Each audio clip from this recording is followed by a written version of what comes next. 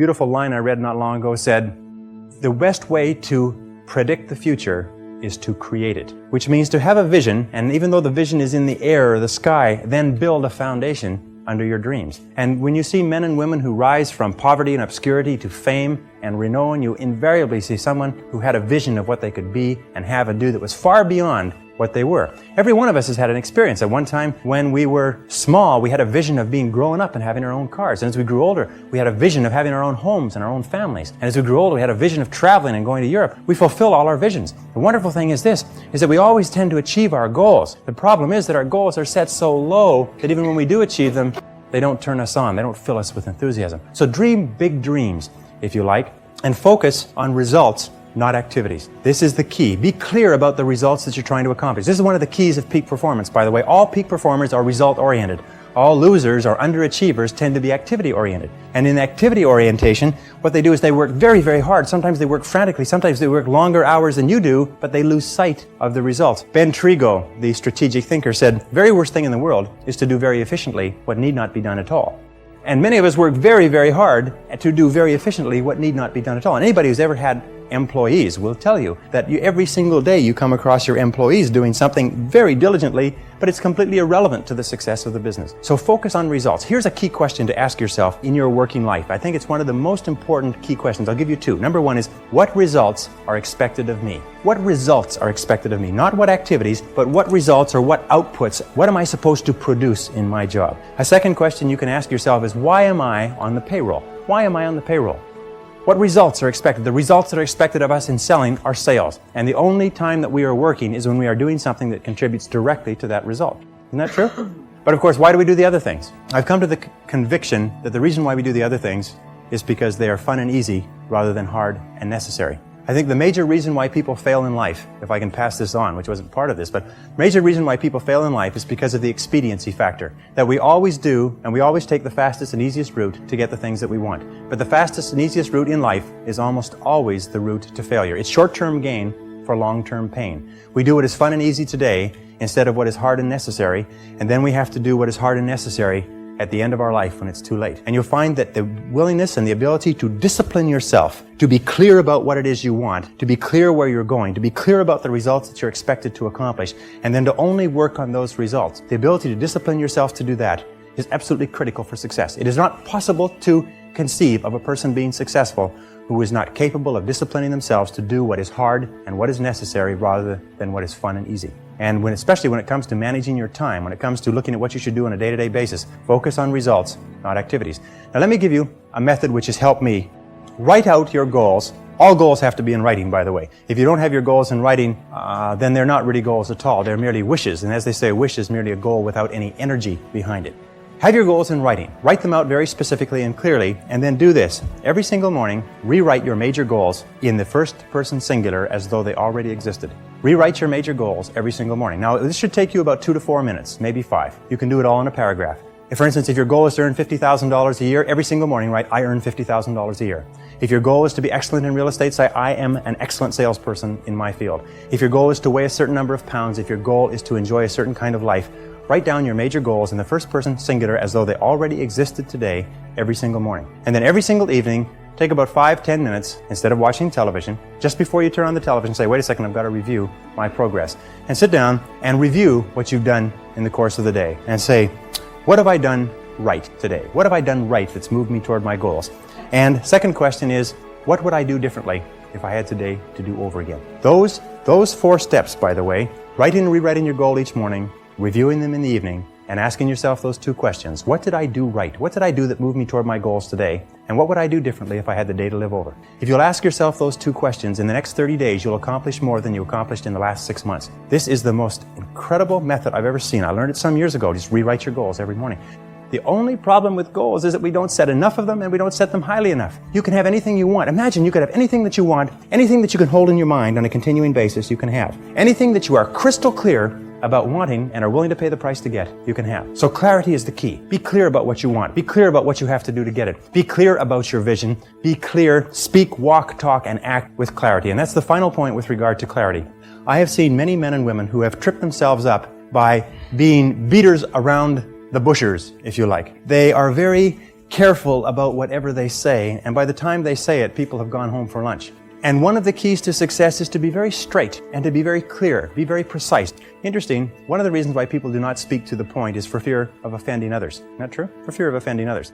Interesting study they did last year. They asked a great number of executives, male and female. They said, if you had to tell a person something unfortunate with regard to their career that was going to affect their lives, and this is something that you've known for a long time, how would you go about breaking the news to them? And each of the person described the strategy they would take. They would set up the timing right. They would start off with a talking about subjects that they had in common. They would close the door and keep out the noise. Anyways, they went around and around, and they were all circuitous routes of how they would get to the point. And then they reversed the question. They said, how would you like to be informed of this same subject? And every single one of them said, I'd like to be informed in a straightforward way. I'd like somebody to tell me straight the news. You see, all of us want to be dealt with in a straightforward way because we know we can take whatever it is. But we think that everybody else is too fragile. So what we do is we pussyfoot and tippy-toe around and avoid giving them the news, and we finally do get the news to them. Sometimes causes more problems than is necessary. So be straightforward, be clear in your language, be clear in your actions. Let people know exactly where you stand, and let people know exactly what you've said and what you mean. Very, very important. And it takes practice, by the way. Every single one of these habit patterns, every single one of these qualities has to be learned by practice. And I sat down and looked at this whole concept of excellence, and I saw something that I hadn't noticed. It's almost like something brought to the surface of your mind. I noticed that every single man or woman that I had studied who had achieved any kind of success in any field whatsoever had done it after they had made a commitment to becoming excellent in that field. And I began to look, and I began to compare, and I began to talk to people, and I speak to thousands of people virtually every month. I found that I never found a single person who was successful who was not excellent at what they did. That competence, the commitment to becoming excellent in your chosen field, is an indispensable prerequisite for success. That if you are not good at what you do, you haven't got a chance in our competitive society unless you win the lottery. That success is predictable. If you commit yourself to becoming excellent, it does a whole lot of other things within your mind, but if you commit yourself to becoming excellent, it changes everything about you. And only the top 5 or 10% are excellent. You've heard the rule, the 80-20 rule, the Pareto principle, that the top 20% of salespeople make 80% of the sales, that the bottom 80% of salespeople make 20% of the sales. Do you know what the difference, the ratio is there? The ratio is the difference between 16 to 1. That the average income of the people in the top 20% is 16 times the average income of the people in the bottom 80%.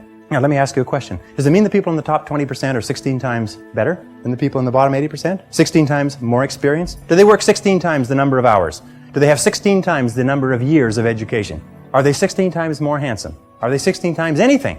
But 20% of these people are making 16 times the average of the rest. Prudential Insurance Company did a study some years ago, and they put the thousands of agents that they have throughout the United States into their computers and compared their income, and it came out the 80-20 rule worked. 20% of the salespeople were doing 80% of the business. Well, they had all the data on the computer, so they ran it through one more time. They said, what's the average income of the top 20% of the top 20% compared to the bottom 80%? Now, for those mathematicians among you, that works out to the top 4%. What was the average income? They found the top 4% were earning on average 32 times the average of the people in the bottom 80%. So they said, this is interesting, and they ran it through one more time. They found that the top 20% of the top 20% of the top 20%, which is the top 0.8%, that's good, top 0.8% were earning on average 54 times the average of the people in the bottom 80%. What they found is that in every state and in every major city where they had an office with a large number of agents working out of it, there was one agent who was selling the same product at the same price to the same people with the same competition under the same circumstances, under the same set of difficulties in the economy, who was earning 50 times the amount of the average adult. That there were 50 agents in the office and one person was earning more than all of them put together. Isn't that amazing? And one of the things they found is that the key to this was that each one of these agents had made the commitment to become excellent early in their career. They didn't say, I'm going to go into this and I'm going to earn a living. They said, I'm going to go into this and I'm going to be the best. You must commit yourself to excellence. You must commit yourself to becoming the best. And the wonderful thing is that excellence is a journey. It's not a destination. You never get there. Complacency and satisfaction are the key enemies of excellence. But once you commit yourself to becoming excellent, the whole world opens up for you. A very important point of excellence is it just means simply this: do your best every time out and always strive to do it better. Do your best every time out and always strive to do it better. Remember, it's usually the last 5 or 10% of any job or project that makes all the difference. And what we do is we get to 90% done, and then we start to drag our heels. We start to put the paperwork aside. We start to think of excuses. We start to do what is fun and easy rather than what is hard and necessary. And if you're going to do anything at all, the only time you're going to get any joy out of it is if you do it well. You see, when we do something well, It gives us a feeling of self-esteem and pride. We feel like a winner. But if we do things in an average way, it doesn't give us anything. You notice that? It doesn't give us anything. We do it in an average way, it doesn't give us anything. But if we do it in a really exceptional way, it makes us feel wonderful about ourselves. You see, you don't have to be a quantum leap different from somebody else. You just have to be a little tiny bit different in the critical areas that make a difference. And you can achieve that simply by making it a goal, setting it as a goal, and working on it. You can become anything that you want to become. The harder you work, the better you get.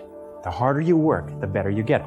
You know, in our society today, there's a lot of controversy over why should I work so hard for my job. The fact of the matter is that less than 5% really succeed. That's less than 5% of the population really succeed at life.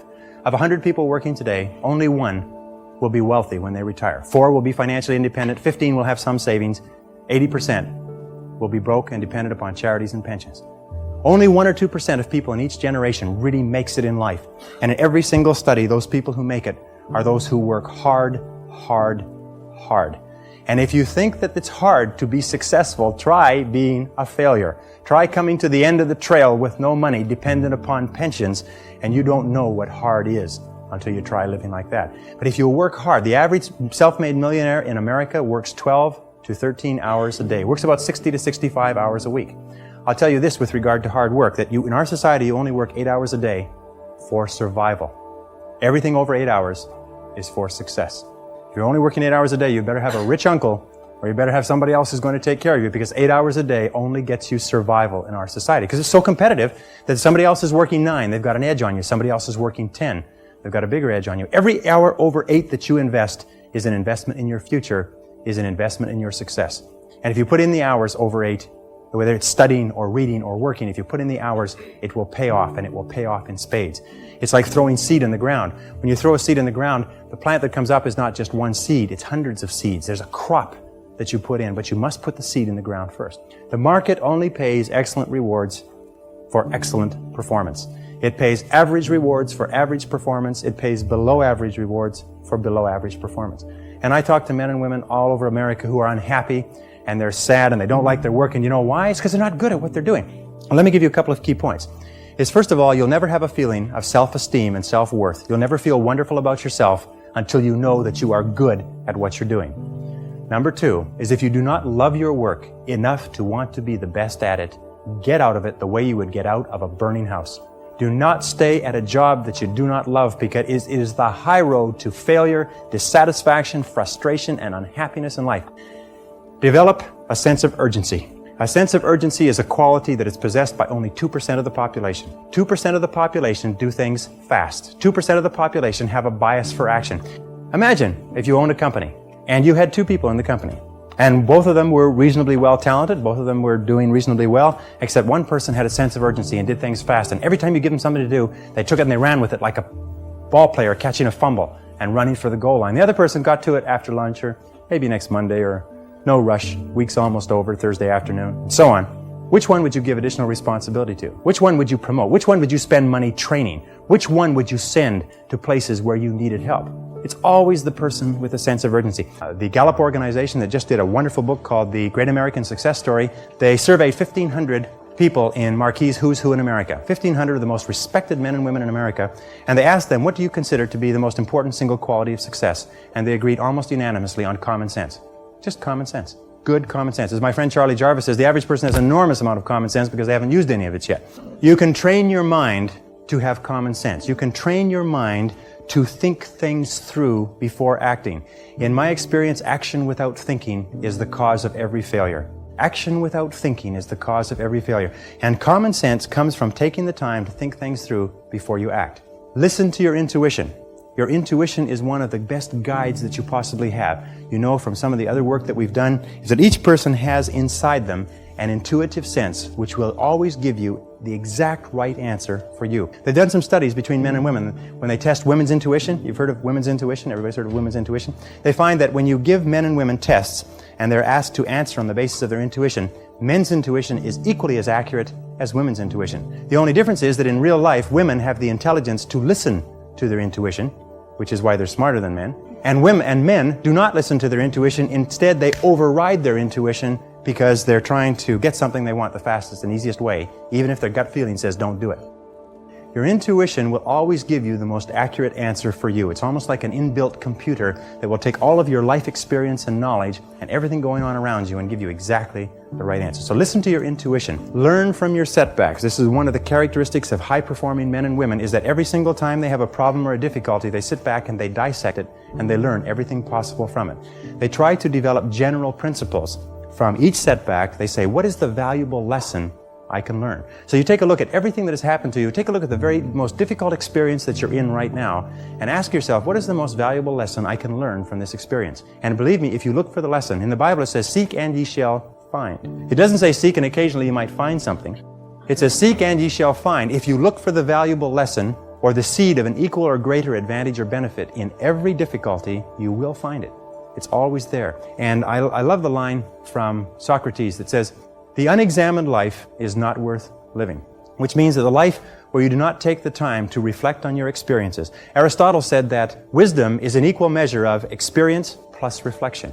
And the reason so few people have wisdom is what they have is experience, but they never take the time to sit back and reflect on what's happening to them, reflect on what they're learning. How many people here have seen people get out of bad relationships and get immediately back into bad relationships? Or get out of a lousy job and immediately join a company and get into another lousy job? What is the natural thing that people do? They get fired or laid off from a job, they quit, they go down the street, they look for what? Another job exactly like it. The hallmark of creativity is curiosity. The hallmark of ignorance and stupidity is the cessation or stopping from asking questions. And I've worked with some of the brightest men and women in this nation, and I find that the smartest people of all, the ones that have the greatest education and the most experience, are the ones who ask the most questions. They ask questions almost as if they were children, but they never stop asking questions. They're very open and flexible, and they have the ability, once they learn a new piece of information, to drop what they're doing if the new information contradicts it and do something else. Do you know what most people do?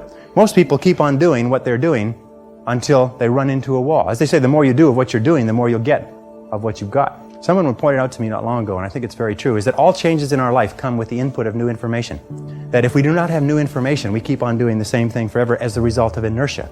And creative people are always looking for faster, better, easier, cheaper, newer ways to do things. Remember, 80% of everything that we are doing today in our general business will be different 5 years from now. 80% of the products that we use, the food that we eat, the cars we drive, the music we listen to, the movies we go to, even the streets we drive on, 80% of everything will be new in 5 years. That's how rapidly things are changing. According to the research, all you need is an idea that's 10% new to start a fortune. An idea that's 10% new. As a matter of fact, an idea that's more than 10% new is probably too new for the average consumer to accept it. An idea that's 10% new. How many times have you been going about your daily business and you see the need for a product or service? And you say, now I wonder why somebody doesn't produce that. And about 2 or 3 years, then you say, well, it can't be any good. I thought of it after all. And then 2 or 3 years later, a company comes out with that idea, or some company comes and makes $1 million at it, and you say, I thought of that idea 2 or 3 years ago. Every single person here has had that experience. What you have to do is trust your ideas. If you decide that you're going to earn a certain amount of money, that you're going to achieve a certain level of wealth, that you're going to achieve a certain life estate, and you program that into your subconscious mind, and you then turn it over to your intuition, you will get the ideas, the insights, the inspirations necessary to achieve your goals. And that's the only difference between very wealthy, successful people and the average person, is that they simply follow their intuition. They're not smarter, they're not different, they're not more educated, they're not more talented, they just follow that inner guide. Develop the people skills that you need to be successful. Take courses in communications. Take courses in effective listening. Take courses in public speaking. You know, one of the most important parts of communication